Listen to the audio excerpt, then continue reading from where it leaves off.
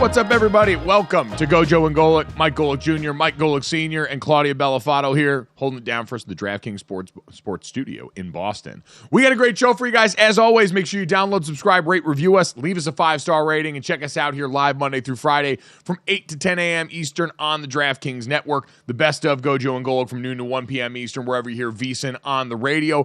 Fun one coming up today after a locked and loaded sports weekend here. Claudia, who and what's on deck today? Yeah, locked and loaded this weekend. Game 7s were had and won by the Bruins, which we'll get to, and the Cavs. But coming up, rivalry renewed. Tom Haberstroh is going to join us live to talk NBA playoffs. Jess on the scene. Jess Smetana dishes on the Miami Grand Prix, and the award goes to the all-weekend team. We'll do a little recap. And like I mentioned, we're going to get to the sports, but more importantly, GoJo, I saw the email last night where you casually just said, yeah, I'm going to go to the Tom Brady roast. We were all getting ready with our popcorn on the couch to watch it on Netflix, and you got to see it live in person. That's pretty sweet. Yeah, well, listen, guys, moving to Los Angeles now. I'm a big-time socialite. I'm out in all these happening scenes here. I'm a man about town. I'm very wanted and in demand here, and shout out to Mina Kimes for being infinitely cooler than me and just having an extra ticket, because that's really the only way that I'm getting into places out here. And so, yeah, listen, Dad, it was interesting, the entire spectacle of all this, because as you know, we live in our own little world with sports where we think all these people are really important and do a lot of really great things, and we're all really aware of them, but rarely does it actually reach the magnitude of everything on the outside world. And Tom Brady seems like the one guy that is capable of this. Like, I don't know how many stars in sports have the combination of name brand recognition and, quite honestly, things to make fun of the way Tom Brady did to make that happen last night. What did you make of that as someone that's watched a lot more of these things over the years? Well, I mean, I thought it was hilarious. For the most part, obviously, there's some great and there's some bombs in there. But, you try and separate as you sit there and break it down. There are the pros there who are the comedians who do this for a living, and then there are the athletes who get up on stage, probably, some probably, I'm sure, add to what they're going to say, but mostly have it written for them and then go off and do their own thing when they start feeling their oats a little bit. It's just interesting how to see them perform. Who's going to bomb? Which of the athletes is going to bomb? Or in this case, actor Ben Affleck was horrific. Oh my Absolutely, God, he was by far the worst thing that ended up on the stage last night. But I thought, Mike and Claudia, it was two separate things. I thought the comedians were like extra jacked because, as Kevin Hart mentioned a few times, and I think even some of the other comedians did as well, is roasts had gone by the wayside.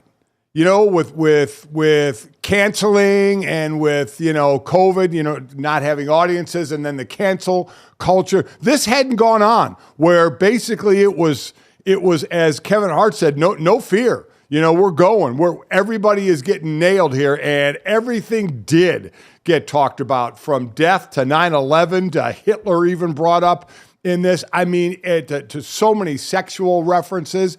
It seemed like these comedians were so happy to open that door again. And I don't know how many more of these we'll have or how much that'll go, but everything was on the table. And for the athletes, it was Drew Bledsoe had to be the most nervous. The athlete was the one that made the 9/11 joke. I didn't have that on my bingo card of Tom Brady being the one to go there, because for a lot of these guys, too, Dad, the one thing I think of with that is most of these guys, especially the athletes, are constantly worried about the brand that they are trying to protect. And I think for a lot of people outside of comedy, where their brand is trying to push the envelope in a way that finds funny in those places, Tom Brady and some of those guys going to those spots was really interesting to me, because of the athletes, you're right, you looked up there, like Drew Bledsoe, surprisingly funny to be the first athlete to get up there on the mic and go there. Julian Edelman and Rob Gronkowski, two of the most on-brand human beings on planet Earth. Rob Gronkowski getting a public platform to tell dick jokes for as long as he wanted to was like an artist working in their preferred medium. It was watching Picasso paint. That man was so ready to meet that moment and then get drunk and spike a glass on stage. For my money, the funniest moment of the night, when his brain just shut off on stage and Kevin Hart just politely tells him, "Sound it out, Gronk." Maybe the funniest thing anybody said on stage that entire night, and it happened totally by accident, because Rob Gronkowski is just so impossibly Rob Gronkowski. Well, I mean, Kevin Hart was taking you behind the scenes, at least the TV or Netflix audience, saying on the teleprompter they were sounding out, where they were phonetically spelling things for Gronk because he just couldn't pronounce anything. And when Kevin Hart hit the sound it out, it was hilarious. I'm not going to lie. Now, you guys obviously are a lot younger than me. Claudia, I'll ask you a two-part question. First, did your embarrassment thing kick in at all? You said you don't like to watch things where people get embarrassed. And I'm not going to lie. While some of them were funny, some of them weren't. I didn't know a lot of these comedians. Like when some of the ball players were making jokes about who the hell are these people, I was sitting there going, I didn't know him either. I agree. I think the most that I've heard about these people is them saying things to offend others and getting canceled. So I was really surprised to see everybody in one room. And the fact that Netflix made this a live show.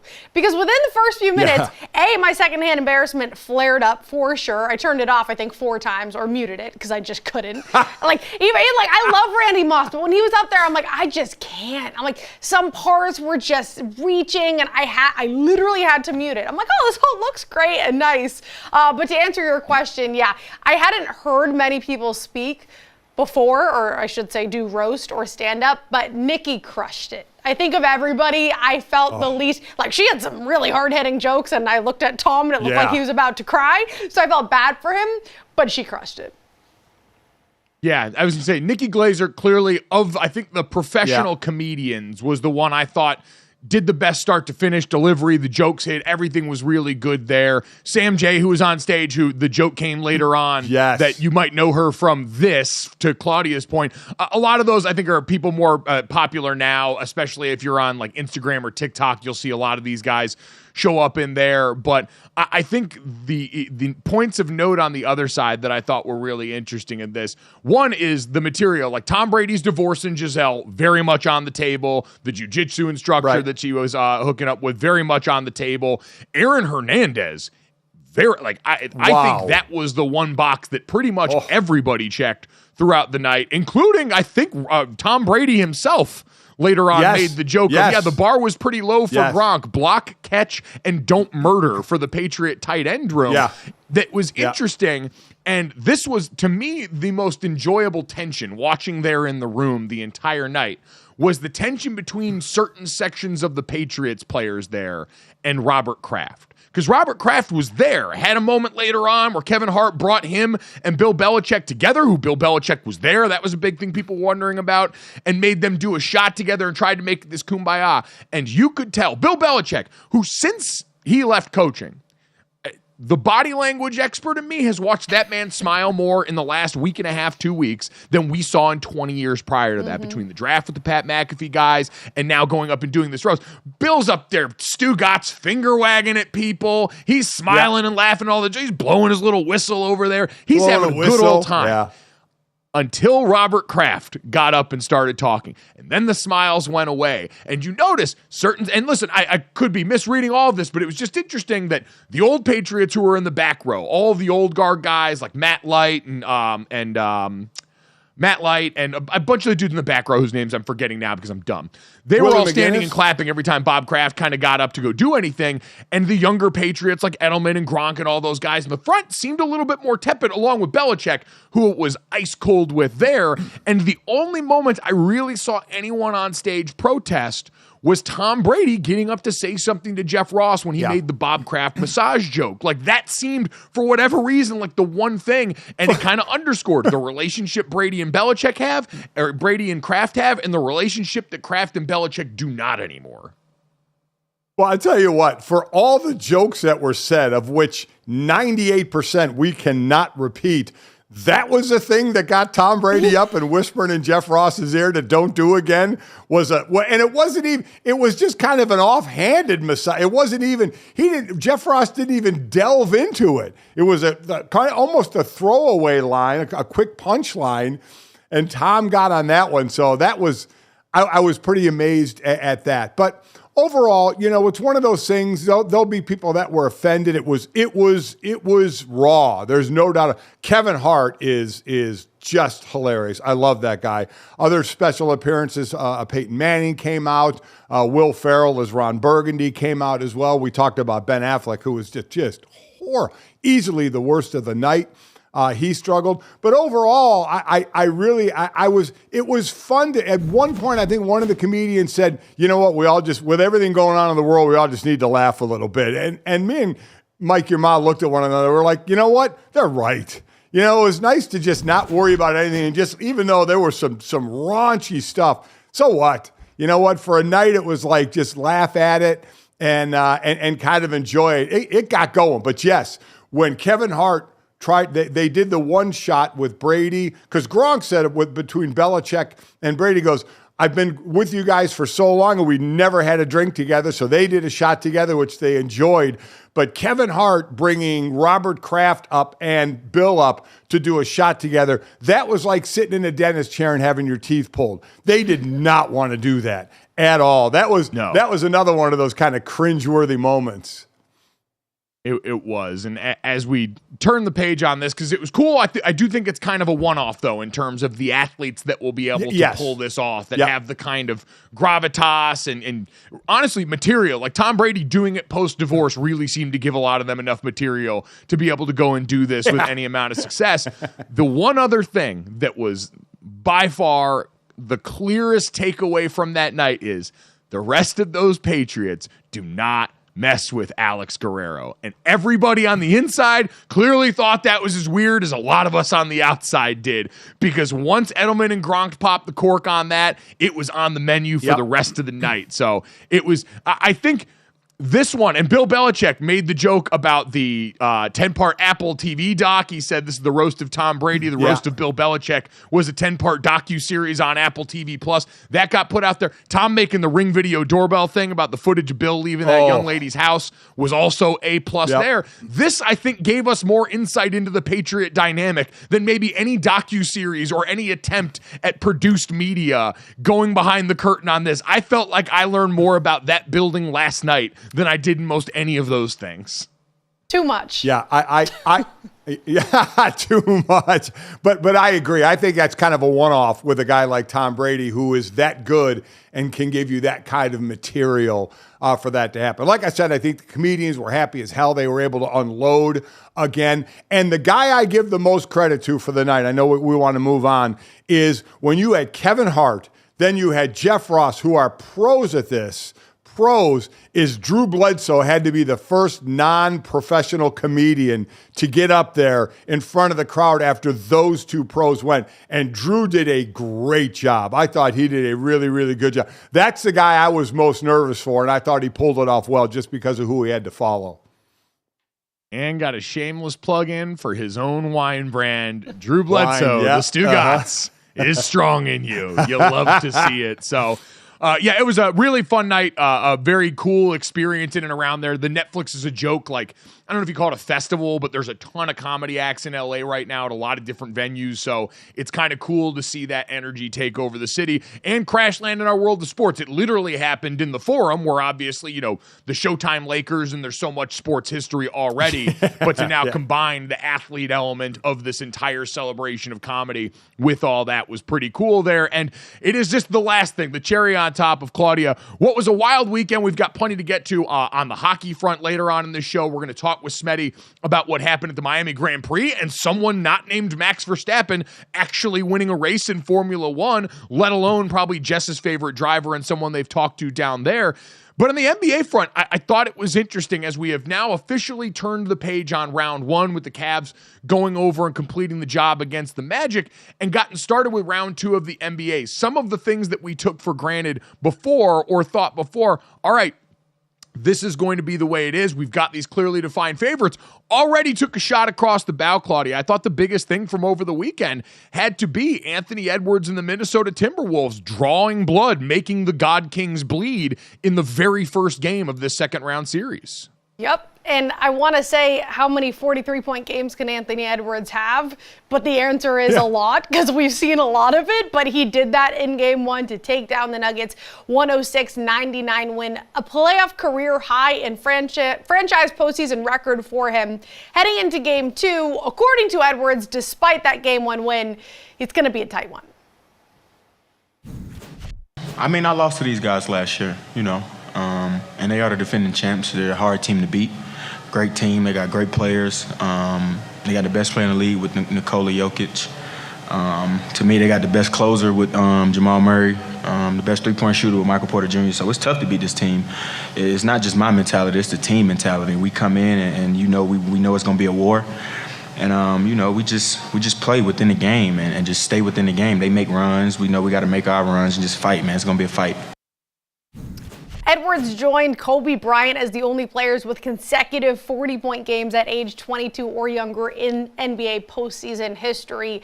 And GoJo, he said it, this Nuggets team is the scariest in the NBA. We've said that several times, but now you're one up on them. You must be feeling pretty good. You must be. And Dad, the biggest factor maybe now in this series seems to be the calf of Jamal Murray, because for all that we talk about with Nikola Jokic, we'll have a duos conversation. Jamal Murray and Nikola Jokic, the most dangerous two-man game in the NBA by most people's estimation.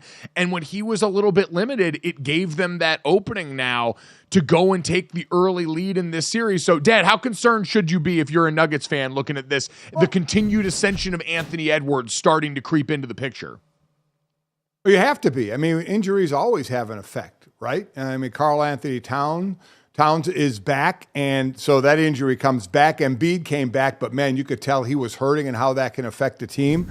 Even when Cat was out, that's when we saw Ant-Man really do his thing, and now he's back. They're getting healthy. We see later when we talk about Boston, Porzingis probably going to be out the entire second-round series against the Cavs. So it is about injury. So Jamal, you're one game in, and I know he's been dealing with it already, but how much you have to deal with it and work through. So yeah, it's going to have an effect. This was the first time, I believe, all 5 games against the Lakers. The Lakers were winning at halftime against Denver, and they would come back sometimes a double-digit lead. This is the first game of the playoffs. Denver was leading at halftime. They were winning, I think, 44-40. They were leading at half. And then it was a nice third quarter, obviously, for Minnesota. And then the fourth quarter, Naz Reid took over, scored, I think, 14 of his 16. He actually scored, I think it was 10 points straight when they went on an 18-7 run when it was tied at 84. Because in the first half, it was Anthony Edwards. He had 25 of his 43 in that first half. So they got guys backing each other up. Cat, I think, had 20 in this game. So they have the players to spread it out like we've talked about with other teams as well. And you get Jamal Murray getting nicked up. I still like Denver in this series, but Minnesota is showing what they are. I'm liking some of the, because Anthony Edwards is 22 years old. Some of these guys with the young stars like SGA for Oklahoma City, and what they're doing as the number 1 seed. So fun to watch this second round. Definitely surprised that this happened because obviously it was in Denver. Boy, so Minnesota is already taking care of business by at least getting a split in Denver. Kyle talked about it, Rudolph, when he was on with us last week, the former Vikings tight end who, is a guy that spent 10 years in the Twin Cities and said, hey, this team had great players. Karl Anthony Towns is incredibly skilled. We saw that when he's not fouling people the way that Anthony Edwards talked about.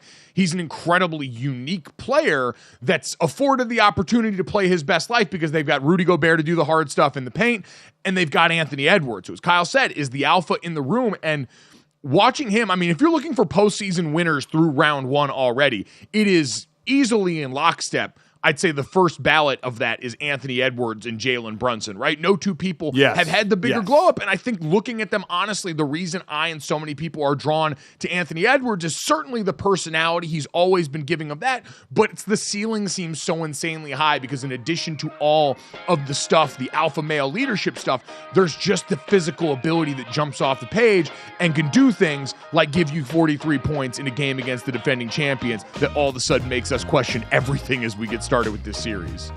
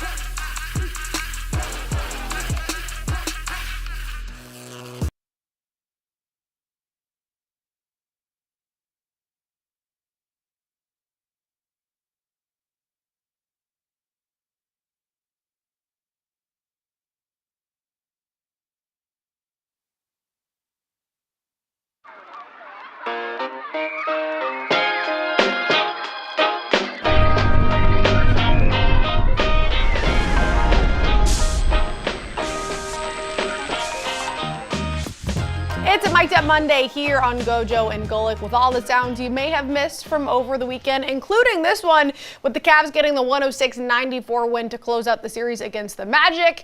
And now they get the consolation, or I shouldn't say the consolation, they get the prize of having to face the Boston Celtics, which is going to be tough. They kick things off tomorrow in Boston.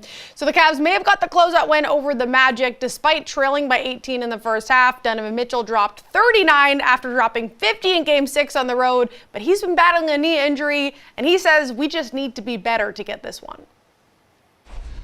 I mean, this was great because we were able to learn a lot of things about ourselves. You know, I'm never going to shy away from that, but, you know, we can be better. You know what I mean? And I hate to be that guy, but, like, you know, this was great. This was phenomenal as a great win, great series, great test for us mentally, physically. But, you know, we can and we will have to be better to beat Boston. No disrespect to Orlando because they are a phenomenal team. They got a lot of great guys. But, you know, I feel like this was just big for us as a group, but we don't really have time to celebrate. And Senior, the Magic do have a lot of great guys, but they also can't really shoot, and the Celtics can, so that's going to be an issue heading into this series. How do you feel about this one for the Cavs? Listen, you know, I like my hometown Cavs, but I think Boston's just too tough for this one. It's a nice win for them, like you mentioned, down 18, but then just coming back. I mean, some of the Magic players that struggled. Wagner, I mean, geez, 1 of 15. For Franz, I mean, he was just so off in this game. They just couldn't get guys hitting big shots after they got the early lead on this one. So credit to we talk about Brunson and we talk about Ant-Man, but Mitchell with that knee, 50 and then 39, what he's provided for that team. And how well he's done. You saw him at times, a couple of times on the bench with Darius Garland, the young star for that team. You know, I think he's making like $34 million a year or something like that, just with his arm around him, trying to work him through as he was having a tough shooting day. He was just 3 of 13. But Mitchell, he does a great job, Mike, of getting to the line. That dude is 6'3", about 215. He's like a running back, you know, and he will just take off to the hole and end up on the line. He's one of those guys that has the football shoulder caps that plays like it, and there's very few of them. A Desmond Bane is always the other one that comes to mind with the Memphis Grizzlies at the time, but yet Donovan Mitchell's ability to take over this game was the story, and he's so interesting to me because he was one of the guys I felt like we got to know during the bubble season. Now, obviously, a lot of that was also because of the simmering resentment that seemed to be growing between him and Rudy Gobert when he was in Utah. But he was among that class of guys that we kind of saw come alive a little bit in that setting. And then since then, it hasn't really gone that same way. Like Jamal Murray was one of those other guys, and now he's an NBA champion, and he's part of this important duo there. And so for Donovan Mitchell to, in that moment, just decide, hey, in this postseason that's been defined by a lot of singular greatness, he was pretty singularly great in this game. And really in the last couple of games to willing this team deserves a lot of credit for what this Cleveland team has been. But like you said, Dad, it's a weird matchup here because all of their strength is on the interior. It's Donovan Mitchell getting to the line. It's Evan Mobley stepping in for Jared Allen, who's been dealing with the rib injuries there. But when he's out there, is a rebounding and shot-altering force on the inside. The problem is, especially now that Kristaps Porzingis is hurt, the Celtics don't really care about living inside. We saw how it was at the end of this last series. They're going to push the pace. They're going to unload even more three-point shots from the outside, like Claudia mentioned. And so this is one of those styles make fights matchups where it's just a bad math problem for the Cleveland Cavaliers as much as anything else. I agree with that. Boy, the Jared Allen situation, it's been their most consistent player, right? I mean, he's a guy that caught a stray elbow and had a rib injury, missed the last 3 games. So we'll see about availability there. We already hear that Porzingis may miss the entire second round against the Cavs, so there's a bit of an inside battle going on there of who can get on the court. Doesn't look like Porzingis will. So I just say, you know, I love Cleveland's defense. We'll see against all the different options Boston has. I just think Boston's too good in this one, Claudia. Yeah, which made it interesting when after they closed out the series with the Magic, Cavs fans started asking for Payne. Sorta, kinda.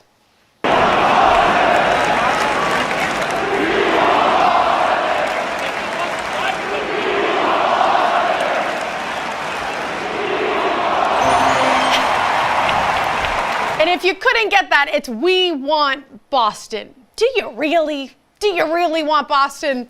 That leads us, before you go, GoJo, to our Cash or Trash It segment presented by DraftKings. Stay tuned to hear everything DraftKings has to offer throughout the show. DraftKings, the crown is yours. Gambling problems? Call 1-800-GAMBLER. Age and eligibility restrictions apply. Void or prohibited. See DraftKings.com for details. Celtics, minus 1,200 favorites to win this series. So instead of asking you if you're going to cash or trash that, let's take a look at this series on a big scale. 5.5 games is the line set for this. Over plus 155, under minus 185. So GoJo, favored to go 5 or less. Do you agree with that? I do. I think this is another series that's primed for the gentleman's sweep at the very worst, just given, again, how these teams want to operate is so drastically different in a way that in the modern NBA, if it was before, and listen, what Evan Mobley's done on the inside, stepping in for the injured Jared Allen, has been incredible. A similar rebounding, shot-altering force on the interior that when the other team's best player is Paolo Banchero, matters a lot more.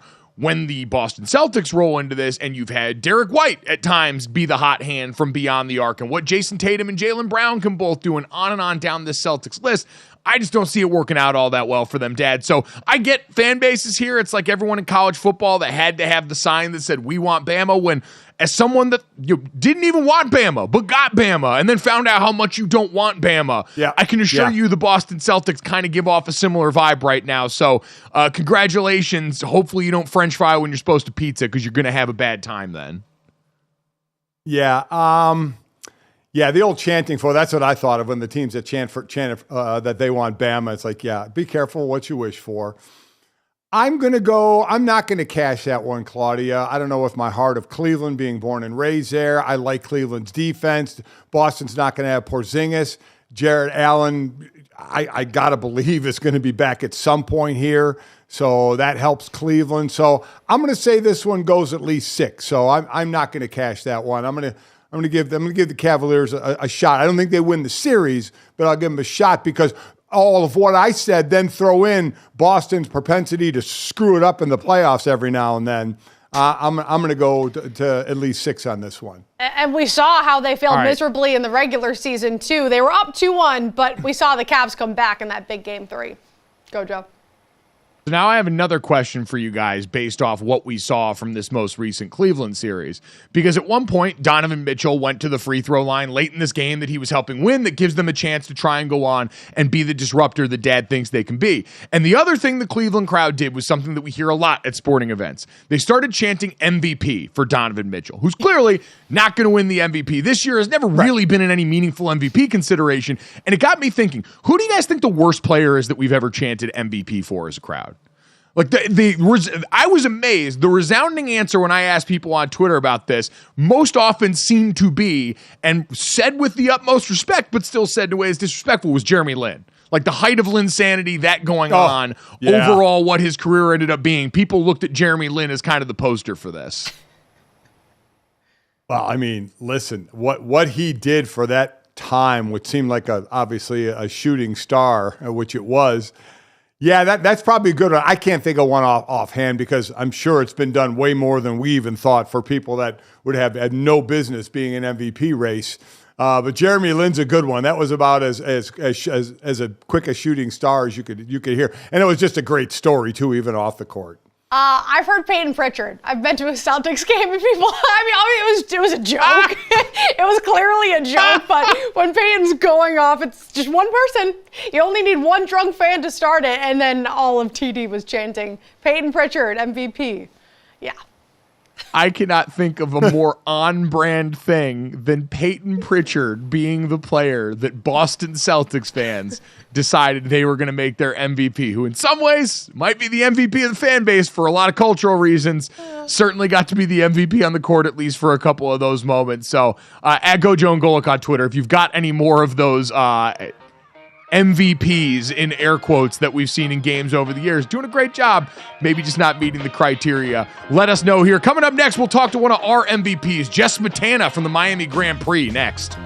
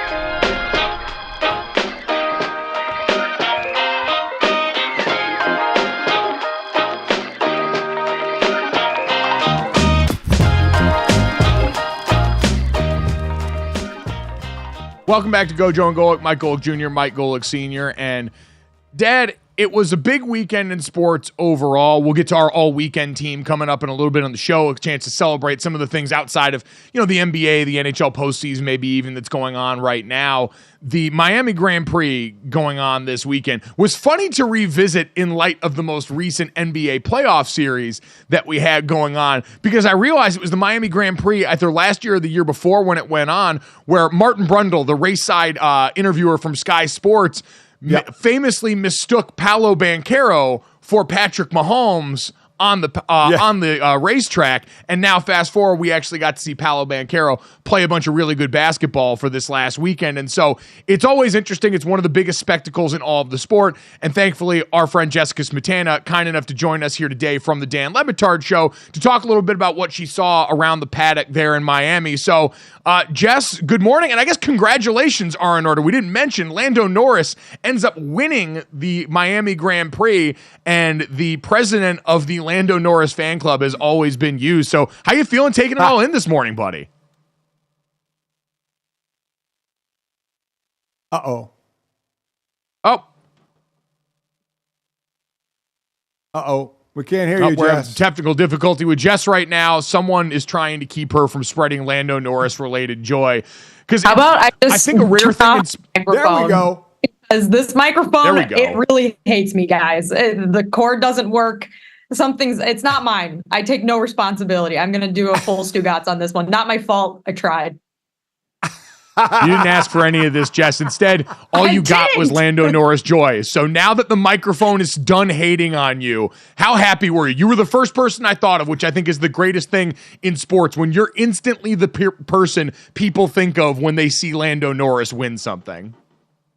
I mean, you were one of like 6 people that texted me right as the race was ending about Lando winning the race. Yeah, Lando has been in Formula One since 2019. He's been on the podium, I think, 16 times, but hasn't won a race until now. So it was a long time coming for Lando. Super happy for him. He really, really wanted to get a race win, and he finally got it. And he's also, I think, important to mention, like, he didn't get the win because Max's car, Max Verstappen, who's obviously we all know is like the best F1 driver in the best F1 car. It's not like he had any like technical difficulties or anything. McLaren just ended up having a good strategy, getting a little lucky with a safety car and having a really fast car. And Lando drove a perfect race, more or less. So, I mean, credit to him. He totally earned it. And I think he's probably pretty happy today waking up after his night of partying in Miami.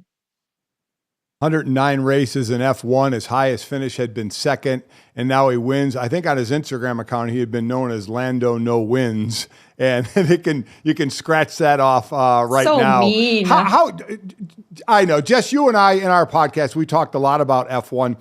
How is this track compared to others when we talk about, man, I hate that track, you can't pass? Is this one a little more wide open where you could see some decent racing?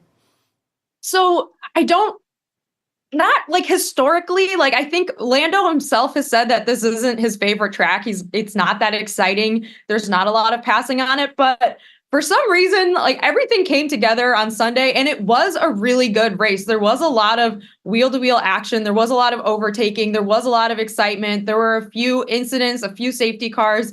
Max Verstappen ran over one of those like cylindrical cone things at one point, which led to a virtual safety car. I didn't know that these are called bollards. Did you guys? I just would have called them a cylindrical cone thing, but that's a new word I learned yesterday. It ended up being a really interesting race. I wouldn't say it was like the best race I've ever seen, the most exciting race in the world. This is the best track ever, but like it ended up being a really exciting race. And I think, Lando was probably changed his mind a little bit about not liking the Miami Grand Prix very much, because now he will forever be a race winner here.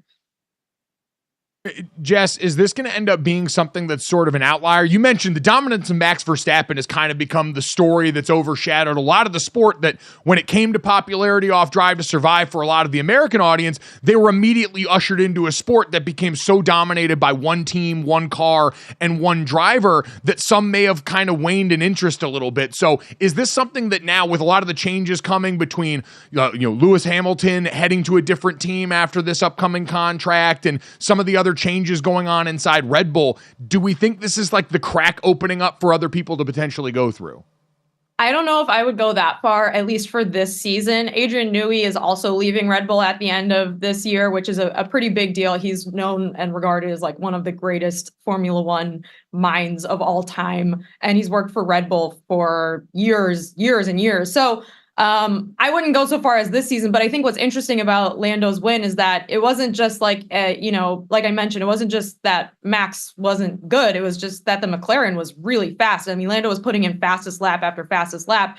The new McLaren upgrade looked really, really quick. And we know that both drivers at McLaren are extremely talented. But I don't know. I mean, it's Formula One. Only time will tell. There's been like false signals of hope before for teams. Like at the beginning of last year, like, oh, look at Aston Martin. Look at this is pretty good, huh? And then, they don't continue to improve, whereas the Red Bull does, because the Red Bull is just the entire organization, in terms of their car, is such a well-oiled machine, pun intended. So yeah, I think we'll see, but it is really, really interesting to see the McLaren have such a quick pace this weekend. There was the talk about the improvements they made on the car. And I was also really happy to see the other drivers were genuinely happy for Lando, because, he had not had the win. It was a very cool thing to see. So now to the real stuff. You know how with Monaco, it's about the who's there, all the rich and famous. Well, Miami, it's all about being seen, man, being a star and being seen. So who are the big time celebrities there?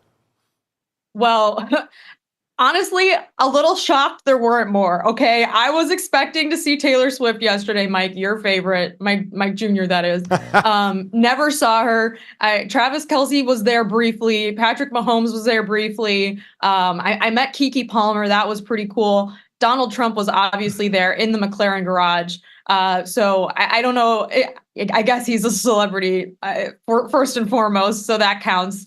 But it felt like maybe because of the Kentucky Derby on Saturday and because of the Tom Brady roast last night that a lot of the usual F1 goers maybe weren't there. But I was kind of surprised because the first year that I went to the race, it seemed like there was more star power. And this year it was like a lot of like regular star power. Like I saw like a ton of Miami Heat players, which are obviously like huge stars to me, but not internationally famous, like well recognizable people. But also shout out to Jimmy Butler, because A, he's a Lando Norris fan, and B, I tried his coffee brand for the first time yesterday.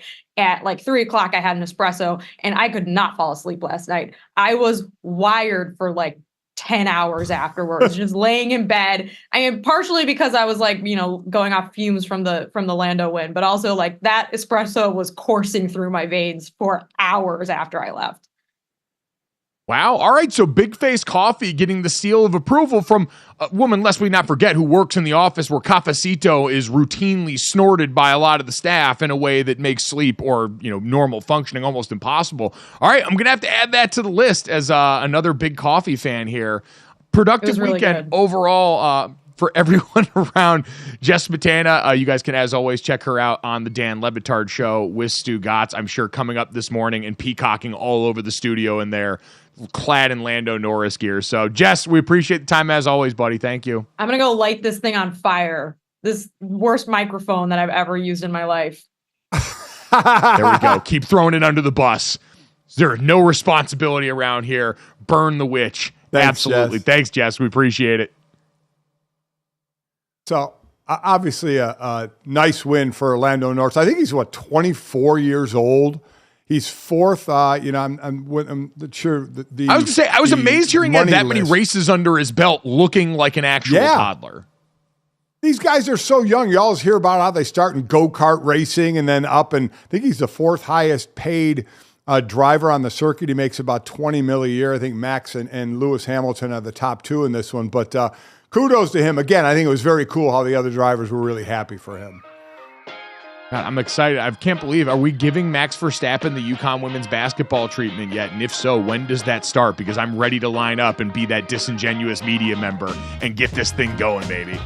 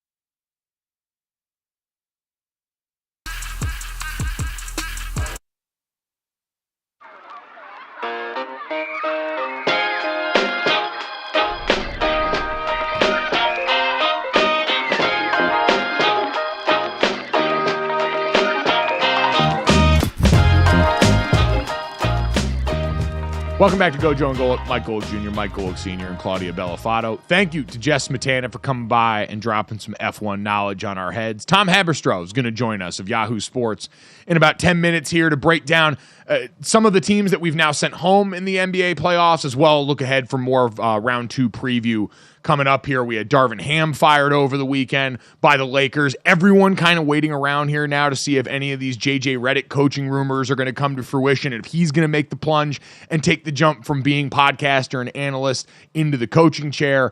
So plenty of that to get into with Tom. But I'm curious for you guys. Yesterday was Cinco de Mayo. And Claudia, I'd ask you because you're the youngest of this bunch. Like, Dad, I know, is not celebrating Cinco de Mayo at all. Is this something like you and your friends like go and do anything for at this point anymore? Because the more I go along and feel like Cinco de Mayo seems like one of those holidays of convenience where if you're under 25, you're always just looking for excuses to drink and usually drink outside. And so Cinco de Mayo checks that box. And if you're older than that, it's usually a reason to go out and eat Mexican food somewhere that night or to have a margarita that day. Which of those camps did you fall in for this weekend, if at all?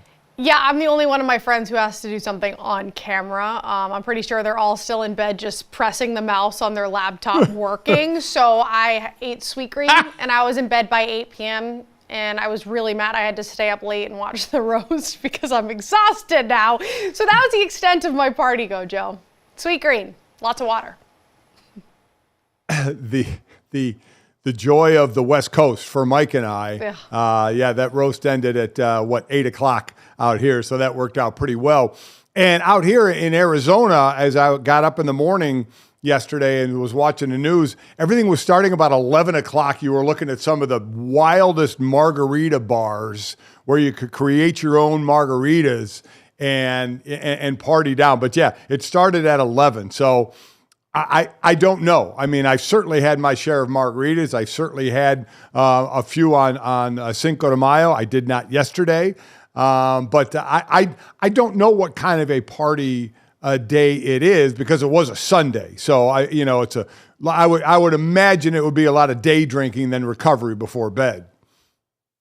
Absolutely. Sunday Fun Day. I was about to say Sunday Fun Day never goes out of style. That's absolutely not true. It goes out of style somewhere north of 30. And in Claudia's case, even 27. Sub that if you've got to work in television or work in the morning. So totally understand that. That being said, in honor of Cinco de Mayo, we wanted to do a little bit of a deconstructed version of that to talk about who's the best of who is left in the NBA postseason right now coming off that first round. So we're going to break it down into 5 categories for you, all of which you would run into over the course of a Cinco de Mayo celebration.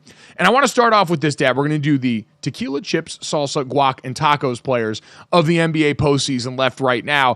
And tequila, I would go for this one. This is the star of the show. When you're thinking Cinco de Mayo in America, no disrespect to the actual heart of the holiday, you're thinking about getting a little bit drunk. And so for this one, if we're going for the best player on this, Dad, off the first round, this is interesting because you could go the actual best player in the NBA, who's probably still Nikola Jokic, or off the first round, it really seems like a battle between Jalen Brunson and Anthony Edwards. So I'll give you the first crack at this, Dad. The best player in the first round in honor of the Cinco de Mayo tequila.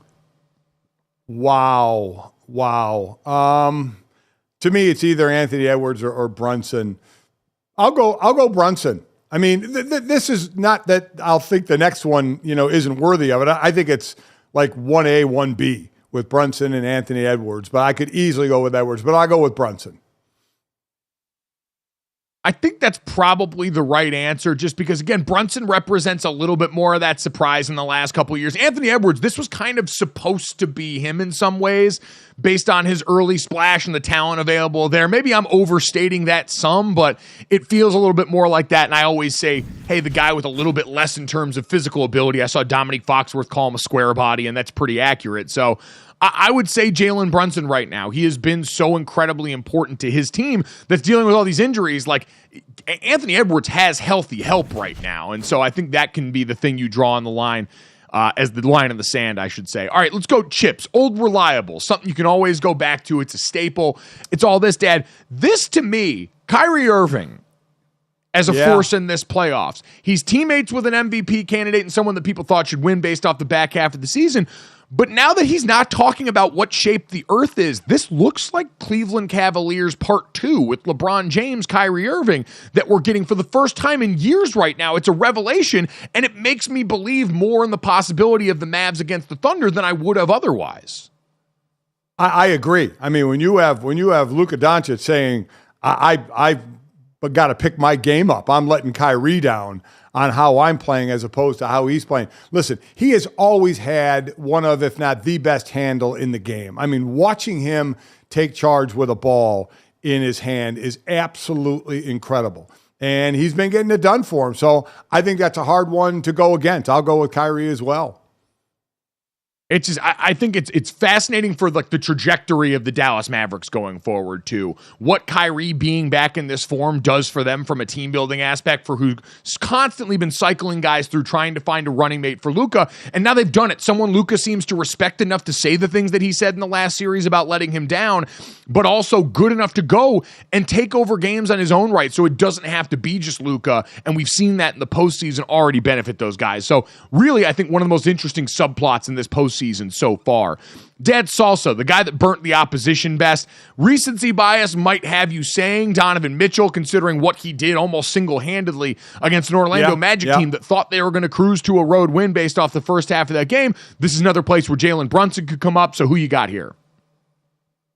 Listen, I think I'm going with Donovan Mitchell to go for 50 and then 39. I will go recency bias.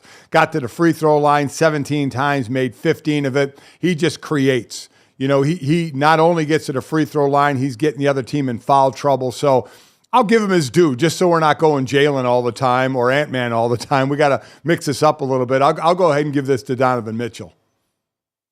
I don't know, man. Jalen Brunson's given the Knicks Street Talk videos a lot more bite to them, especially after that last series. So hard for me to look away from what he's provided for all of us from a content standpoint.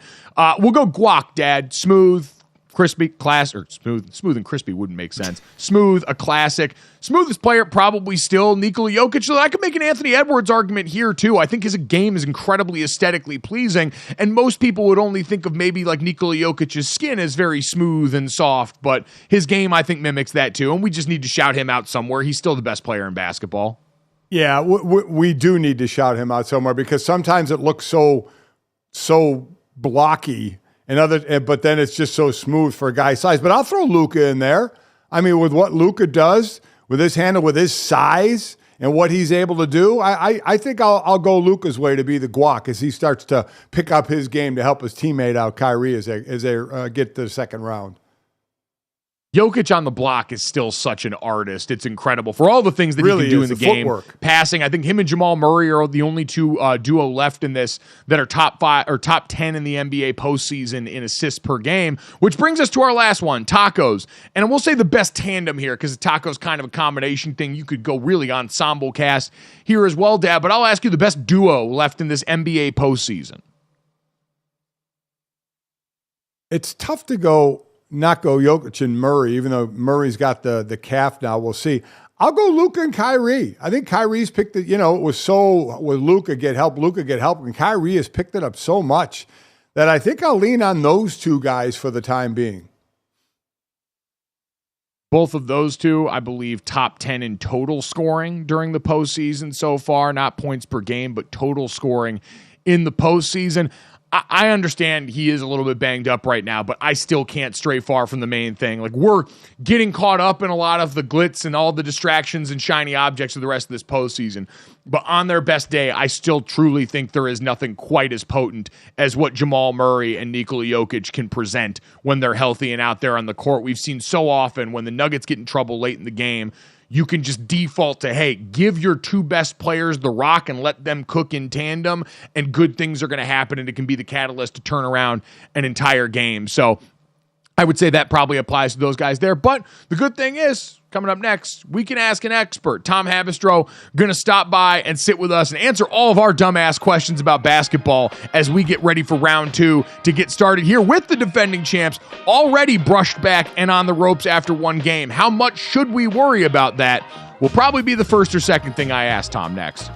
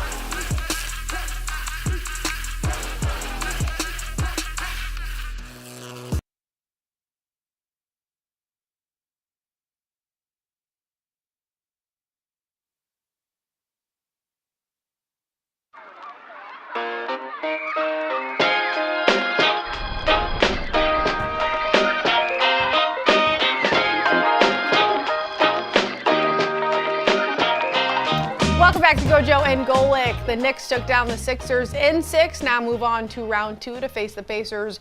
Game 1 tonight. The Knicks are 6-point favorites at home. They are minus 225 on the series to win it. Brunson was asked if he had more motivation to beat the Pacers because they are coached by his former head coach in Rick Carlisle. In all honesty, I said this last time. You're in the playoffs now. There is no extra motivation. It is what it is. The past is the past. Rick gave me he welcomed me into this league and helped me become the player and helped me grow from day one. So coaches got to make decisions that better suit their team. So whatever happened, and we're moving forward from there. GoJo, how much do you believe that? Do you think there's a little something, or does he really not care? I think there's always a little something, but most of that's dependent on how the relationship itself went. Like, I don't know if there's any bad animosity or bad blood. I think in general, most competitive monsters, and these guys are all competitive monsters. I say that as a compliment, not anything derogatory. Most of these guys are wired to look for slight anywhere, and you always want your ex to know you're doing better than when they left you. I think that's kind of universal human nature. I do want to shout out Jalen Brunson quickly, too, because, Dad, I think the thing that we have not talked about nearly enough for him this postseason is the fact that in addition to all the accolades, what he's done to make MSG this basketball great hub again, where actually good basketball is played inside, Jalen Brunson is a Faraday athlete.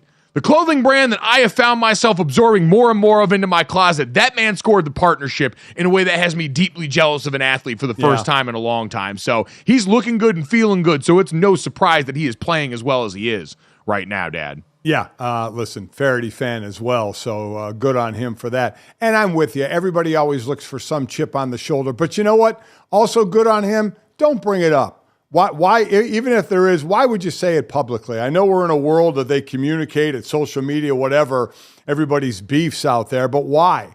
Why would you do it? I think even if there is something, why bring it up? And he also brought up, Mike, the other thing that's the truth. If you need extra motivation at this point, there's something wrong with you. I mean, you're one game away from your conference finals and possibly getting to the NBA championship. There should be no need for any other kind of motivation. I would agree. If he needs motivation, he'd need only look outside at Knicks Street Talk somewhere down there. I'm sure screaming still now at this hour of the morning about the things that Jalen Brunson's given all them. For more on that and the rest of the NBA postseason right now, excited to bring back one of our great friends, Tom Haberstroh, kind enough to join us now. You can check him out, tomthefinder.com, his great Substack, and also doing great work over for Yahoo Sports right now. And Tom, good morning. And I guess big picture starting here. We've now officially, after the Cavs and Magic series, turned the page into round 2 at the NBA. In your mind, what was the biggest takeaway from round 1 that you saw from the entire league? Anthony Edwards is here. I mean, he has arrived. And this guy, what he has done, not just to the Phoenix Suns, but of course here against the defending champions, that to me is the biggest storyline. Yes, the Knicks and Street Talk and Jalen Brunson, it's been sensational watching that. But Anthony Edwards at 22 years old, back-to-back 40-point games, the first player to do it since Kobe Bryant back in 2001.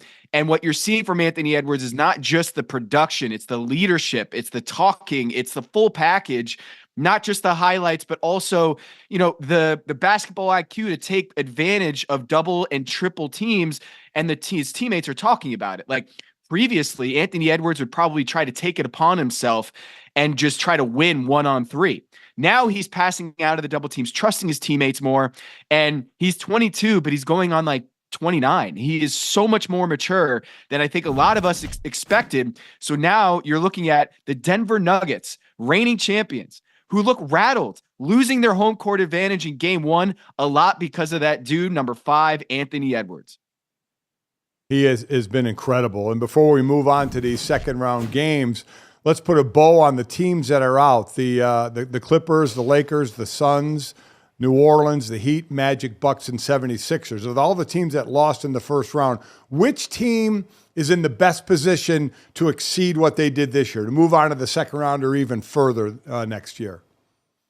Look, I know this is kind of a hot take here, but I think it's Milwaukee. The fact of the matter is Milwaukee, yes, Doc Rivers came in mid-season. They couldn't get healthy. But if you have Dame Lillard, Chris Middleton, and Giannis Antetokounmpo healthy, the whole thing has changed. The whole NBA landscape has changed. They didn't have that this year. And as much as we want to say there's chemistry issues or that Dame wasn't happy there, or that Doc Rivers isn't a good coach, all that goes out the window when you have Dame, Giannis, and Chris Middleton healthy. When they were on the floor together, they were championship level. And so what you're looking at from all the rest of those teams you mentioned, they can't reach the same ceiling as the Milwaukee Bucks. So if you're telling me who's best positioned going forward, it's that team in Milwaukee that has Dame and Giannis and Chris Middleton healthy. They're going to be tough to beat. Now, Philadelphia with Tyrese Maxey and Joel Embiid, also with a max slot there, and Paul George just got sent home packing in the first round. Does Daryl Morey swing for the fences and able to get Paul George in Philly? They're right there next to him. But with Giannis, I'm not worried about his long-term health. Joel Embiid, I'm worried about his long-term health.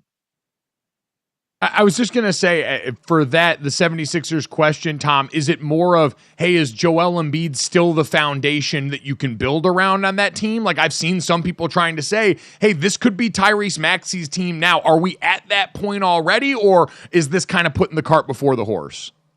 Cart before the horse. I mean, it's Joel Embiid. Tyrese Maxey is outstanding as a lead guard, as a guy who can get you buckets down the stretch, but no one on that roster can do the two-way dominance that Joel Embiid is when he's healthy, not playing on one leg, and when his face isn't dealing with paralysis with Bell's palsy. Like, when you're dealing with those things, it just feels like things keep adding up for Joel Embiid. And when we're dealing with a meniscus injury like that, they're repairing it or they're removing the meniscus tissue from the knee. It's never going to be as good as it was before that tear.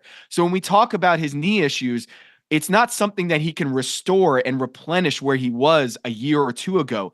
It's only going to get worse from here. And with that frame and that weight, I just can't imagine that he's going to be able to be, 100%, whatever that means, ever again. But still, 90% Joel Embiid or 75% Joel Embiid is still better than 100% Tyrese Maxey because of what he can do on both ends of the floor. Yeah, you're right about that injury. Tough to come back fully from that. So it's been over 7 minutes since we've had you on. Some people will be scratching their head and others will be happy. We haven't mentioned LeBron James. So I'll mention him now. Where will LeBron be playing Did we just next get year? zapped? Did we just get zapped by the overlords? Yeah. Like, Yes. 7 minutes. Yeah. So where does he play next year, do you think? So where does he play? I think he goes back to the Lakers. I think this is all just he's pulling strings, trying to put pressure on the Lakers, upgrade the head coach. If it's JJ Redick, what an amazing story that would be that they launch a podcast to basically audition JJ Redick as the head coach and be having him as the guy who's, LeBron James could be a player coach. He could be. He's that smart. But if you have someone who is on the same wavelength, maybe you launch a podcast to see if you have that kind of chemistry, that you guys are seeing eye to eye on X's and O's and what you want out of your leaders on your team. I don't know if JJ is going to be the head coach next year or if they hire someone with a little bit more experience. But I do think LeBron James, by having that opt out this summer and having basically his date lining up with the draft where the Lakers have the 55th pick in the second round of the draft, I think that's his way of essentially putting pressure and thumb on the scale and being like, hey, if you guys don't do what I want, I'm going to go and test these waters. So I think that LeBron James will be back with the Lakers, but man, if he's not there, how cool would it be if he decided to be the mentor for Victor Wembanyama and Chris Paul and LeBron James decide, you know what, let's do this banana boat reunion and finally play on the same team and be able to mentor Victor Wembanyama with Greg Popovich after they play at Team USA. How cool would that be? I mean, would be pretty incredible. Those wine dinners and wine nights that Greg Popovich is so famous for as well would be famous down there. I'm sure a lot of very happy San Antonio area restaurants. Where does Bronny fit in all this at this point? I know he's been talked about a lot with his future and testing the waters of the draft right now. Like, how real is that in terms of a pressing matter for this upcoming season in LeBron? Yeah, when you look at something like the 55th pick in the draft, we need to level set here. The level of quality that you're getting at the 55th pick in the draft, dating back to 2003, I think there have been 13 players who just didn't even play in the NBA at the 55th slot. Okay. The median number of games played in your NBA career at the 55th slot is 23. 23 games. Okay. Wow. So to put things in perspective here, if the Lakers do pick Bronny James at 55, the chances are that guy isn't going to play in the NBA anyway.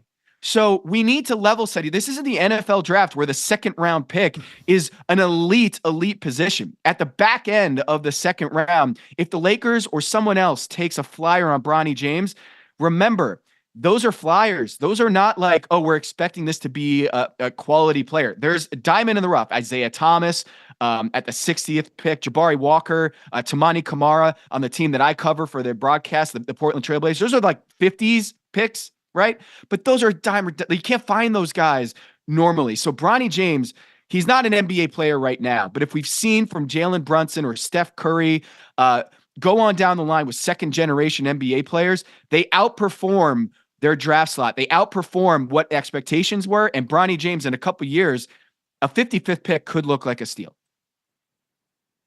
I had to look it up when you mentioned LeBron could be a player's coach. There are actually a few dozen of those way back in the day, player coaches, the last one being in 71.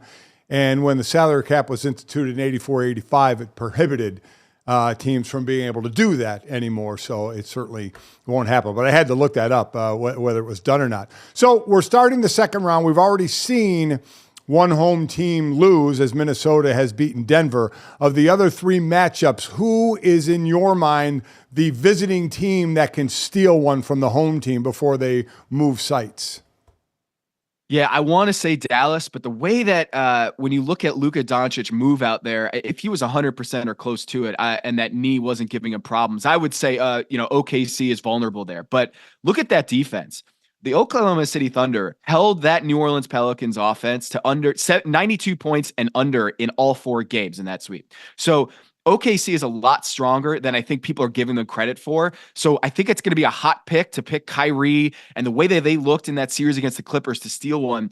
But to me, Indiana here is really interesting. Indiana plays the exact brand of basketball that the Knicks don't want to see in this round because they try to run you out of the gym. And the Milwaukee Bucks couldn't keep up with that offense. And Rick Carlisle knows first-hand knowledge of Jalen Brunson because he was a coach for Jalen Brunson a few years ago with Dallas. And he knows the brand of basketball that you need to outrun this team in the New York Knicks. I wouldn't be surprised if the Pacers steal one. I'm not going to say they're going to win the series, but consider this. Of the top 4 guys in minutes per game this postseason, remaining teams, 3 of the top 4 guys in minutes per game are on the New York Knicks. It's OG Anunoby, it's Jalen Brunson, and it's Josh Hart, who I think Josh Hart is averaging 87 minutes per game in this postseason. It's outrageous what the Knicks are doing in terms of fatigue and the level that they're playing at. The Indiana Pacers are going to be salivating at this matchup because they're going to want to get every defensive rebound, even if they're taking the ball out of the basket, they're going to want to run. So Indiana Pacers, I think, go into Madison Square Garden, and I think they have a good chance to steal one against these fatigued Knicks. Josh Hart may be one of the most well-conditioned athletes on planet Earth. The memes of him flying through the lane for any chance at an offensive rebound have been my favorite so far in the NBA postseason here. Tom, we talked about it a little bit before, and you mentioned Luka Doncic and the Mavs with Oklahoma City. Kyrie Irving seems like he's been a complete renaissance this postseason in terms of his play now that he's stopped talking about the shape of the earth here. How much does that change things for the Mavs going forward? Is this prime Kyrie Irving again that we can kind of count on now in a Mavs uniform?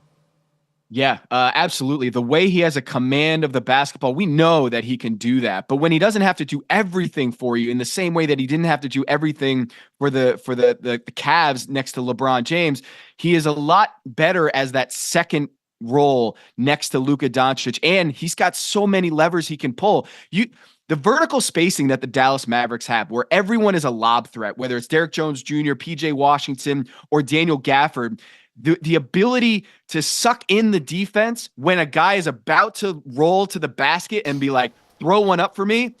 The defenders all have to be attentive to Luka Doncic and the vertical spacers.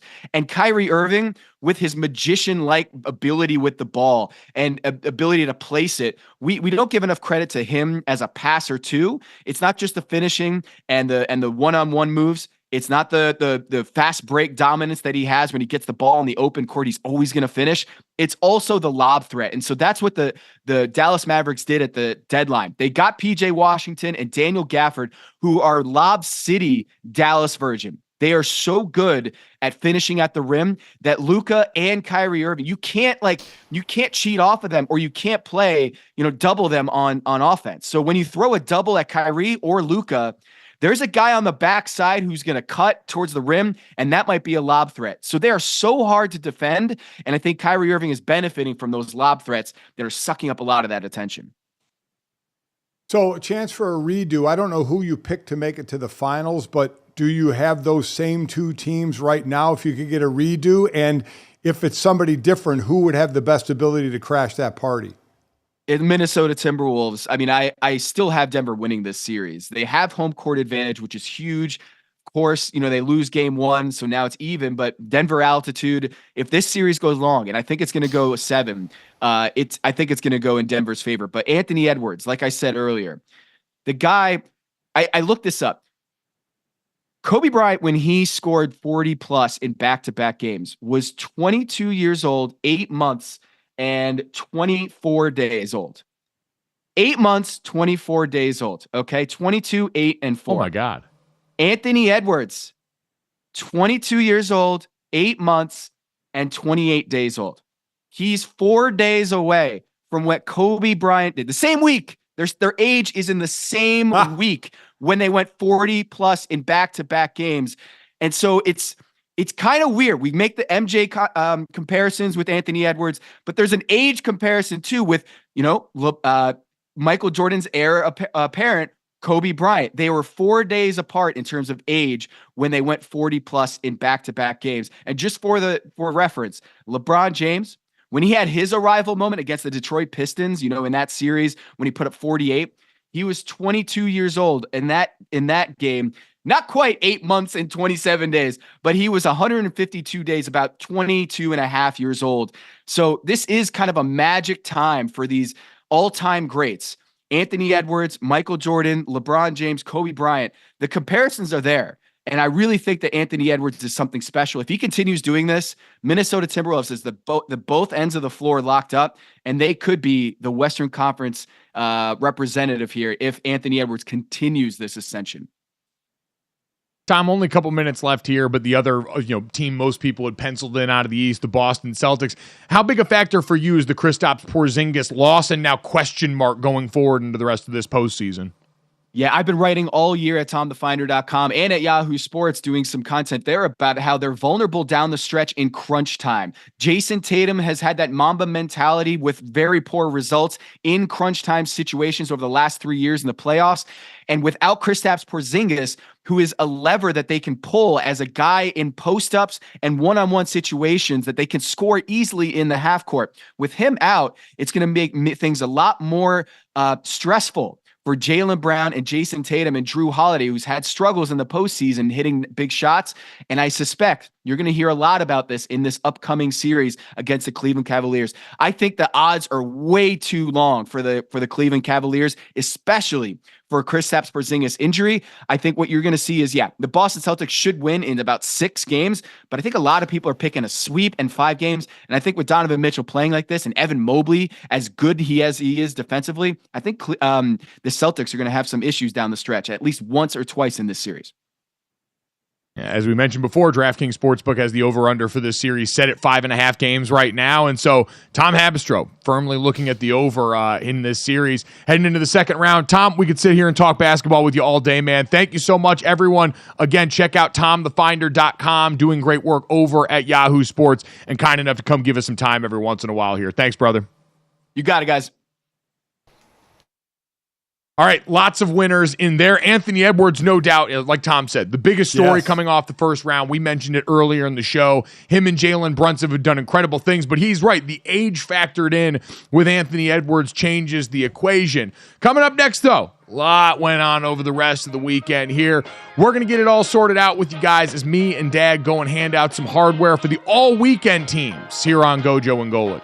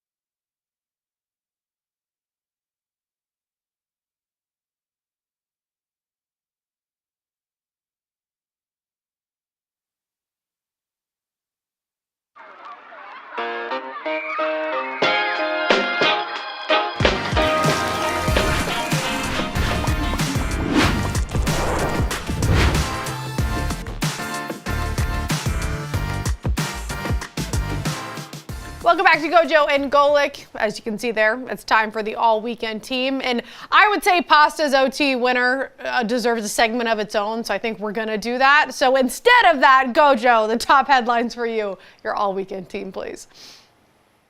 Hey, Claudia. Clever. Got some good stuff coming up. Hockey fans who have been sitting around here and understandably looking at us wondering when we're going to cover hockey. The answer is in about 10 minutes, but first, we do have to hand out some other hardware data, our all-weekend team, top performers, honorable mention second team and first team like we do most every Monday here.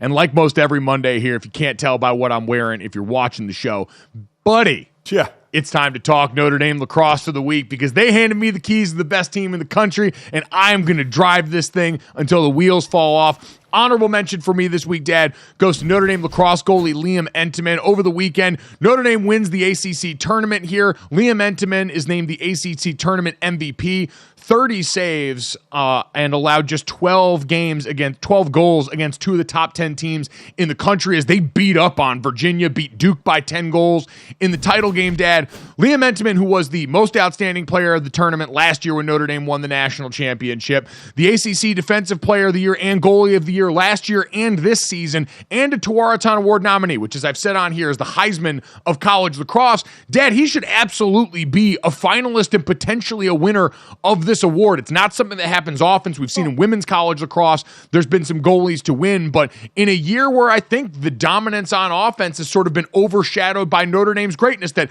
I love Pat Cavanaugh, and if he won, I would be thrilled. I think he is deserving as well, right. But there needs to be a serious conversation had about Liam Entenmann, who's been the best player on this team for a stretch now. I agree, but Notre Dame has easily two of the top candidates, right, in Entenmann and Cavanaugh. I mean, without question, to be the top player. They're the number one seed going into the NCAA tournament. Looks like they have a great shot to go back-to-back, and I still don't know if Liam Entenmann has an Entenmann's NIL deal or not. If not, it's the biggest miss of all time. My honorable mention, I'm going to let Claudia get into the particulars a little more when we talk some hockey, but my honorable mention is going to be the Game 7 winners, right? Dallas, who is the number one seed in the West, beating last year's champion, the Golden Knights from Vegas. They beat them 2-1, so they win that series. Dallas is the number one seed in the West. They go on to play Colorado now. And then there is nothing, I don't think, more exciting than overtime hockey Game 7. When it's win, move on, lose, go home, everything is on the line, and that's exactly what the Bruins did with the 2-1 win over Toronto in overtime. To take that series 4-3. So that's honorable mention for me. I remember sitting in playoff games when I first got to Phoenix, watching the Coyotes and watching overtime games in the playoffs. It is just so exciting because you continue to play the game, right, until you get an end. Where, as I said, in soccer when they go to penalty kicks, it's exciting. I understand it, but there's part of me that loves when you just continue to play the game, and that's what they do in hockey. Hockey's got the best of both worlds, though, because you do get the shootouts during the regular season, and I think it's electric content. Right. I do think that there's something funny about whittling it down to this one moment here. Everything you mentioned, it's fun unless it's your team. That's the one thing that constantly shines through about sports fandom this time of year is these close games are all really exciting if you don't give a damn. And again, as someone who's a fan of the biggest wagon in college lacrosse right now, having all these games with large point spreads has been a real big thing for my ticker for the majority of this season. All weekend second team, Dad. We're getting started right now. It's only in the preseason, but wanted to give a shout out to Caitlin Clark, who came in with all of this pressure and expectations, the number one overall pick in the WNBA draft by the Indiana Fever, goes out and scores 21 points in her first game in the WNBA preseason, had 11 of Indiana's first 19 points before finishing for 16 and a half, had the cool highlight of her putting the girl on her ass while she drained the three, so already starting off strong. We've seen her biting chains with Wheezy and the rest of them doing the photo shoot. It seems like she is acclimating quite well early on to the WNBA. Excited to see more to come. We all know the stars that are in the WNBA, but this group of stars that has now gone into, led by Caitlin Clark, really ups the watch value, I think, of the WNBA, which obviously has been growing so much. My second team is going to go to the Kentucky Derby winner, Mike, Mystic Dan. 18-1 in a 3-horse photo finish. The last time that happened was 1947. 3 horses. So it was Mystic Dan, who just won by a nose over the second favorite in Sierra Leone. And then Sierra Leone just nosed out Forever Young. I mean, it was that close. 3 horses, photo finish. So cool to watch. Such a pageantry and a build up to that race. But love to see when one of the longer shots wins, right? It was, I think it was at Fierceness was the favorite, finished 15th in this one. So again, Mystic Dan, anybody, and you know how people are, Mike. People bet by names of horses. So the amount of guys named Dan or women named Danielle that bet on Mystic Dan and won has to be so many people, right? Because people that just, like us, we don't know. We bring on Eddie Olczyk. You know, we bet horses based on what some of the pros tell us. But people that don't, they're looking at the name. So congratulations to all you Dans and Danielles out there that won because you picked Mystic Dan for the name. It's a reminder that much like March Madness, you're better off just not knowing anything. Yep. You kind of just get a little bit there being an expert, and it really doesn't seem to net you a whole lot of positive there. Shout out to all the horse guys and gals out there. I love this for you. Never really able to get into it. I think I need to make the trip to Kentucky Derby at some point just to catch a little bit of the bug, because it seems like y'all are having a lot of fun out there, but watching all the horses get into the thing on TV, it's not for me. It's for you guys, and I'm not here to yuck anybody's yum. What I am here to do, Dad, is hand out the first team hardware for the all-weekend team here. I know this is going to make your eyes completely glaze over, but man, we, I think, are finally coming to the end of the Kendrick Lamar and Drake beef, but it's my number one pick. It has been the gift that keeps on giving. I now fully understand what I look like along with the rest of the Swifties when new Taylor Swift lore drops. And we are painstakingly combing through every detail, as really going back to April when J. Cole dropped 7 Minute Drill all the way through now, from April 5th to May 5th, it has been a steady diet of different rap beef filling up the timeline here. Kendrick Lamar over the weekend drops Meet the Grams and Not Like Us, which has instantly become a club banger. Drake responded with The Heart Part 6 yesterday. I don't know really who's the winner. I tend to side with Kendrick because I think most of us just kind of think Drake's a little bit corny at times. But Drake's acquitted himself well. It was enjoyable. Now everyone's just kind of doing the he said with the actual facts of the case. But we got some good songs out of it. We got a lot of timeline or content on the timeline, Dad. And so I'm pretty happy with it overall, as I'm sure you are. Do you know who the winners are? Some verbal sparring. If this beef is truly over, then we all win because we don't have to hear about it anymore. I never once went down the rabbit hole of this because, man, I didn't care. So for those that did and you got some enjoyment out of it, good on you. Enjoy it. I didn't even try and have Michael explain it to me because I don't care. So I don't even want it explained to me. But hey, if you jumped into it, good on you. Good for you. Dad, it's like a sports rivalry. It's better when there seems to be genuine animosity, and it seems like we got genuine animosity out of this, much like some AFC North battle that we thought had lost its teeth. This one came back and bared its fangs, so that was cool. Yeah, that's exactly what I think of when I think of the hard-hitting rivalries on a football field as a couple of rappers singing about one another. It's exactly what goes through my mind. Let me give my first team to some people that actually deserve it. And I love talking about, Mike, you know I love football the most, and obviously the main sports, football, basketball, we just talk hockey.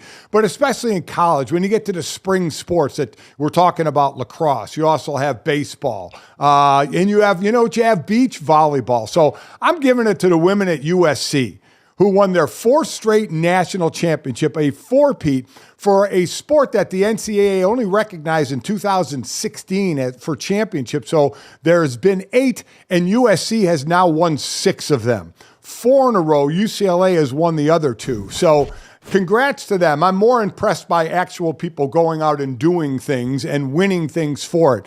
They get to hold up the trophy for the 4th year in a row. Again, just recognized since 2016, which is somewhat odd to me. But they and UCLA, mostly USC, has been dominant. So congrats to those women. Big year for women's volleyball overall. Started with the indoor variety, having the big moment with the Nebraska Cornhuskers here, and now ends outdoor. Congratulations to them, and congratulations to my dad for getting out of this beef.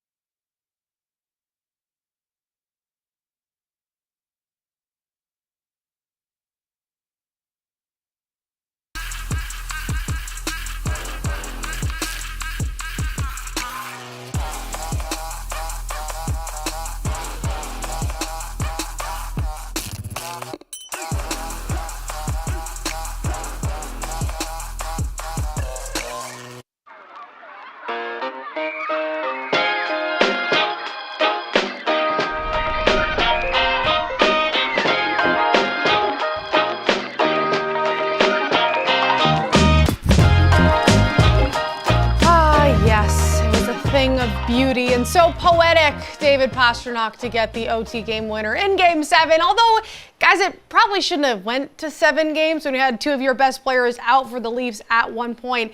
Nylander and Austin Matthews both sat out a few nights. We had to go to Joseph Wall in net. They ended up going back to Samsonov in Game 7.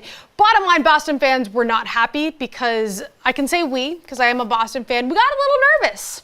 Felt like a little bit of deja vu, starting off great like we did against the Panthers and then letting them come back. So, as I mentioned, it probably shouldn't have gone 7. And it probably shouldn't have gone into overtime because it did give me some heart palpitations. But we got there, guys. And I would say that's the iciest shot. Of all the great Game 7s, that was the iciest shot of the night. Presented by Jägermeister. Best served at 0 degrees Fahrenheit. Damn, that's cold. Check Jägermeister out at www.DraftKingsXJägermeister.com. GoJo, for real, though, I was freaking out. It was awesome to have this on a Saturday night in Boston, though. Fans were going crazy. Yeah, listen, Dad talked about, I think everyone always says the 2 greatest words in sports are Game 7, and if we were going to expand that out to 4, in Dad's mind, it's Game 7. Overtime, I don't know if overtime's 2 words, right? Overtime's 1 word? Yeah, overtime's 1 word. I think it's one word. 4 words. Yeah. Yeah, there we go. Game 7 overtime hockey probably would be in the qualifications there. Again, it's less your team. And then, Claudia, I know you weren't with us on Friday, but I thought about you a lot over the weekend with all of this in mind because the Leafs managed to force Game 7. And, man, being the team that's supposed to win it, going up against the franchise that is historically inept in this particular setting makes it really, really difficult. So I worried a lot about your mental health. I very much did. So I'm glad to see you're doing better.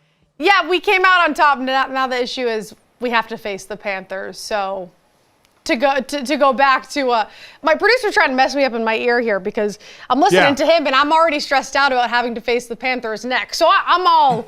Can we move on from this? I'm over it. I'm over it. He said we can certainly thank the folks at Jägermeister for helping us out and celebrating a little bit of hockey around here on this show, even if it is the heart palpitations it gave Claudia right now. And so they get to move on, and you at least get to feel good about yourselves. Claudia, I do the other person I always think about when it comes to the NHL postseason, because I don't really have a favorite hockey team. Dad mentioned we grew up in Arizona when the Coyotes were really getting it on and popping. I did have the poster on my wall in my bathroom of Keith Tkachuk and Jeremy Roenick and Nikolai Hobby-Bulin from back in the day, but I never really latched onto a team. The only person I think about and root for is my good buddy from ESPN, Ryan Matlack, who's one of our great producers there, who's diehard Toronto Maple Leafs fan. And over the years, got to see, unfortunately, all the pain in his heart. Now, they finally were able to get over the hump and win a first-round series last year, but for a team that's in Canada, a place that loves hockey this way, we have still got the count now since their last Stanley Cup, 20,824 days as of May 5th, yesterday, since the Leafs last lifted the cup. It's been, Dad, as tough a run, I think, as any sports franchise we've seen in terms of the thing they love most eluding them right now. I mean, we can have the conversation about the most tortured fan bases in sports, but it feels like the Leafs would be at or near the top of this, considering the pain this franchise has caused the people that love it. Oh, yeah, without a doubt. I mean, especially when you think about Canada and hockey, to be that long between titles, but it's been a while for a Canadian team. I think I said 93 since they have won a title. So certainly it can be a tortured fan base, whether it's in Toronto or, quite honestly, in Canadians for hockey. But there's a number of tortured fan bases. And I guess, like anything else, it depends on your point of view, because a lot of them, it's last title. Last title was decades and decades ago. I tend to look at, how about teams that have never been there? Have never had a shot. Like the Seattle Mariners are the only MLB franchise to never even appear in a World Series. So while a lot of these teams are championships are decades ago, there are those that have never won a championship like Buffalo, but they've been there. They've been there a number of times, like the Buffalo Bills. But like for Seattle, never to even have a chance to win it, to be in the World Series, that to me is a hell of a lot of torture. Well, I always wonder about that because it's the idea of like, the phrase, it's better to have loved and lost than to have never loved at all. Or the conversation you have, Dad, about all the time, is it better to lose in a national title game badly or not make it there at all? Like, can you understand the pain without getting close enough to actually taste it? So if you are one of those teams that hasn't made it, are your expectations just so different that it can't hurt you in that said same way? Because you're right, a lot of this is tied to championship drought. When we look at and talk about the Leafs relative to some of their peers, they've got the longest current drought in the NHL right now at 57 years.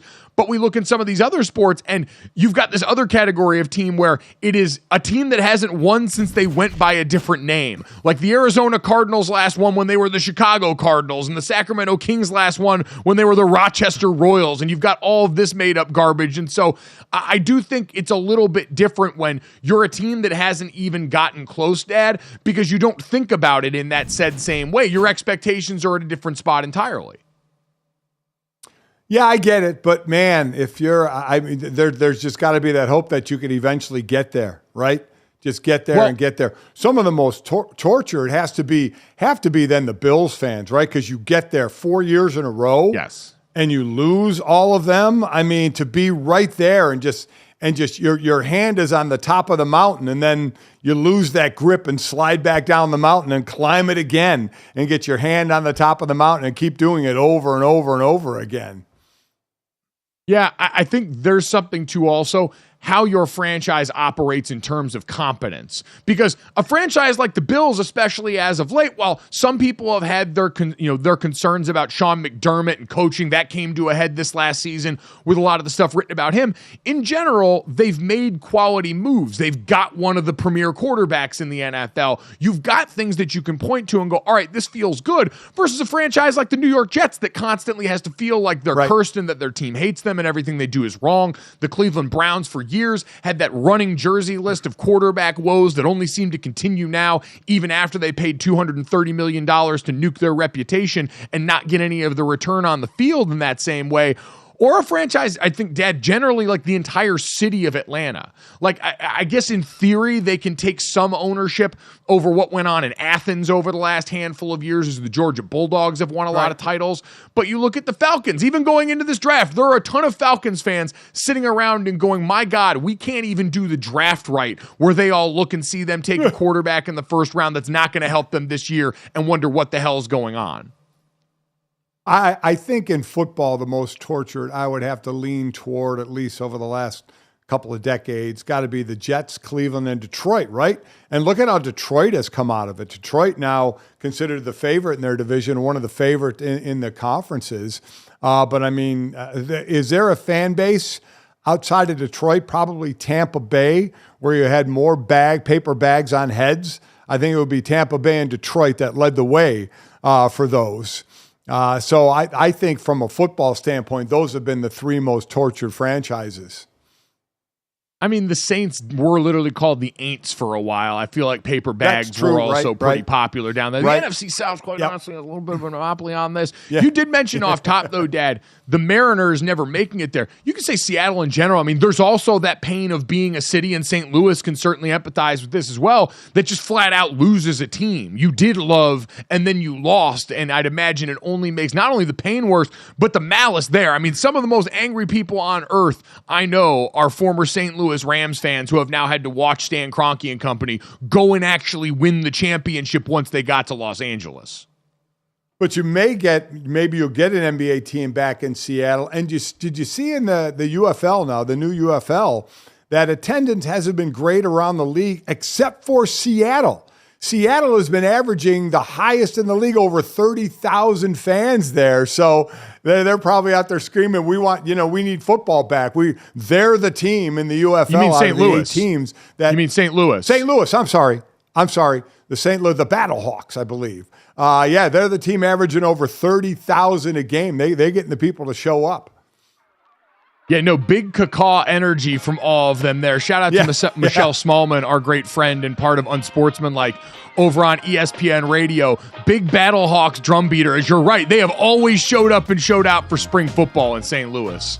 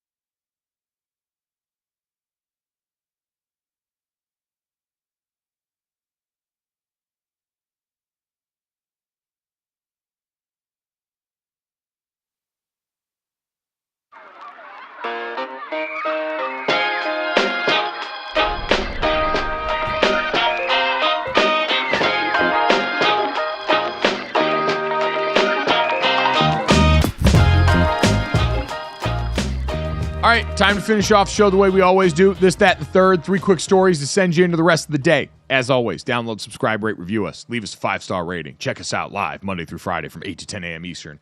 Right here on the DraftKings Network. If you missed that, catch the best of GoJo and Golic noon to 1 p.m. Eastern, wherever you hear VSiN on the radio. And if you have to miss that too, or any of our great guests that showed up with us live today, our thanks to Jessica Smetana from the Dan Le Batard Show, who came by to talk Miami Grand Prix, Tom Haberstroh of TomTheFinder.com and Yahoo Sports for stopping by to help us preview the second round of the NBA playoffs.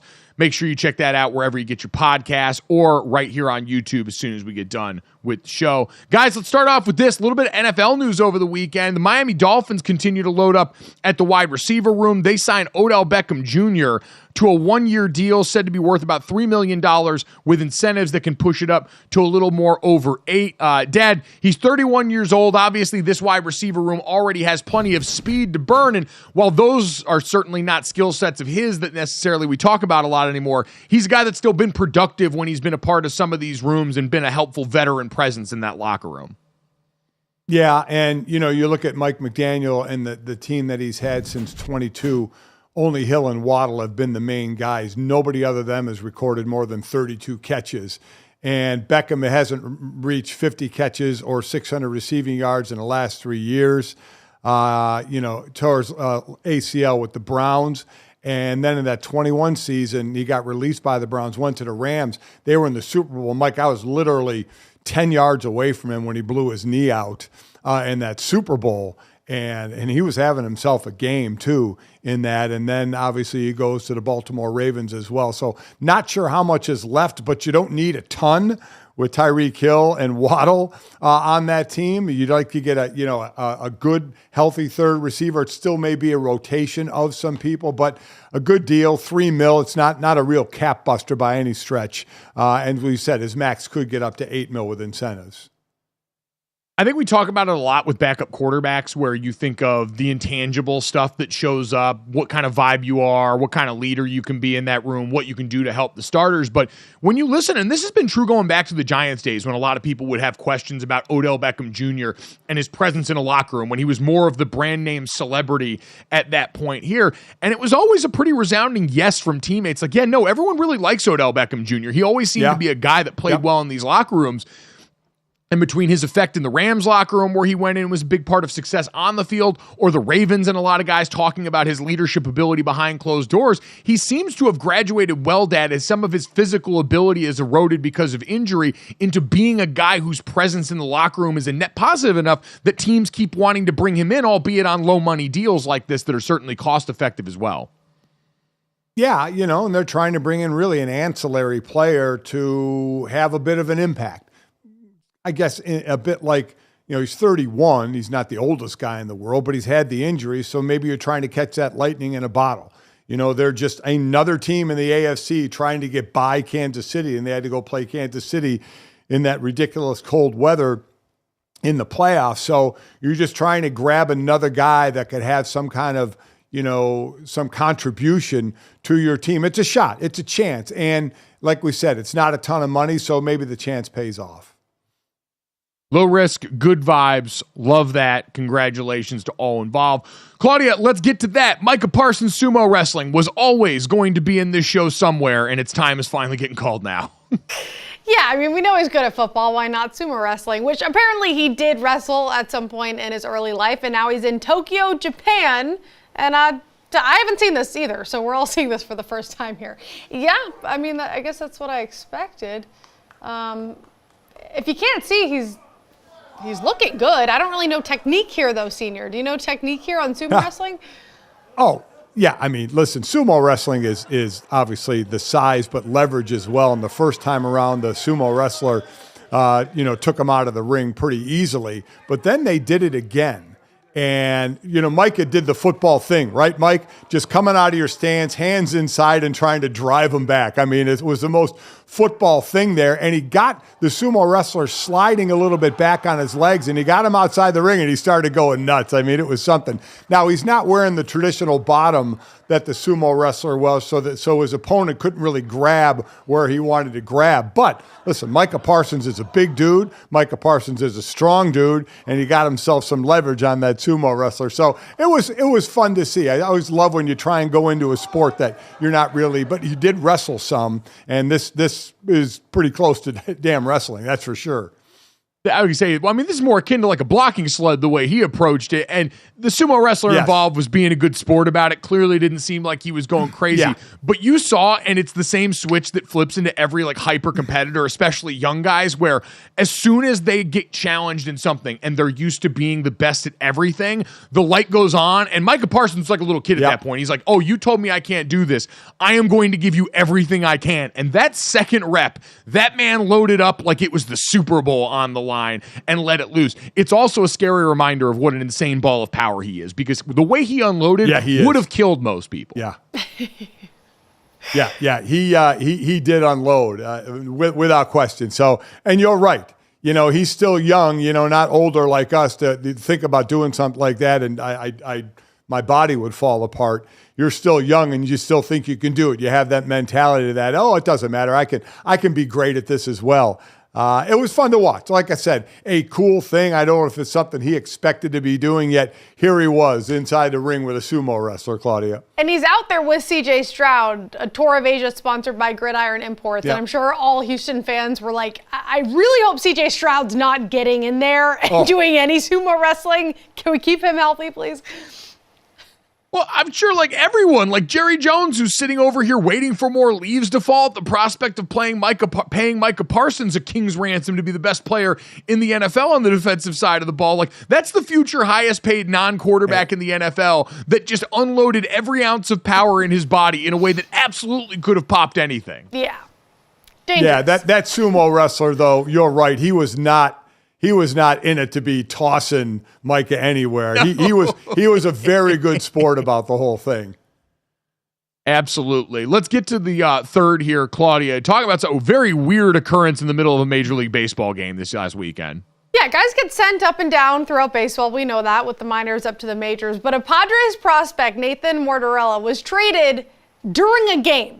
He was standing on second base, so he got traded in a package with other prospects for Luis Arraez on Saturday. He was standing on second base when they came up and said, sorry, buddy, we got to go.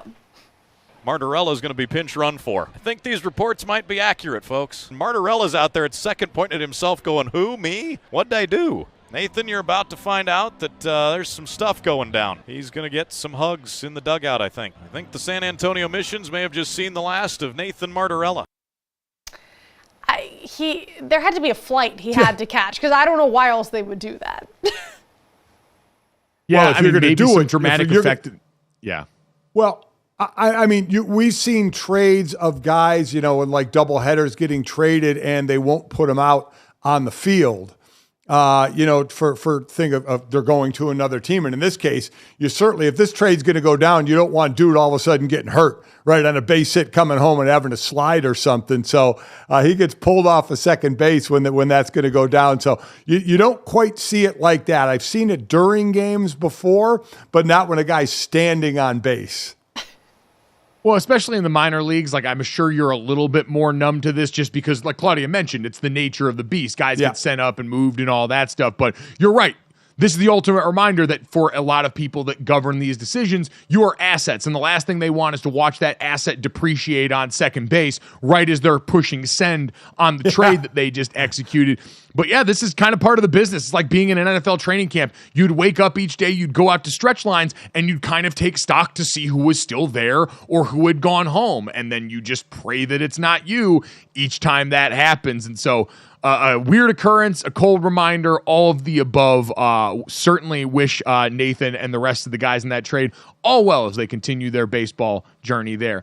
We wish all of you guys well as you continue your journey with us here on this podcast. If it's a journey that you have enjoyed, make sure you download, subscribe, rate, review us. Leave us a 5-star rating. Say something nice to us. Check us out here live every day on the DraftKings Network and YouTube as well. Thanks so much. Enjoy the rest of this postseason action. We'll talk to you guys tomorrow.